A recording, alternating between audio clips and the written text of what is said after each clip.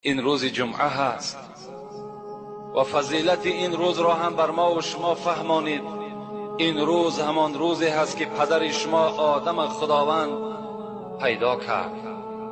در همین روز خداوند جان در وجود حضرت آدم داخل گردانید و در همین روز ادخل الجنه، در همین روز پدر شما حضرت آدم خداوند داخل جنت گردانید. و فیه اهبط الی الارض، پیغمبر خدا میگوید در همین روز به سبب خطایی که پدر شما حضرت آدم کرد خداوند از جنت در زمین پرتافته شد. و فیه تقوم الساعه، همان قیامتی که خدا بر شما میگوید این ساعت آتیه لا ریب فیها، قیامت آمدنی هست، در آمدن قیامت شک و شبهه نیست، در همین روز برپا می شود.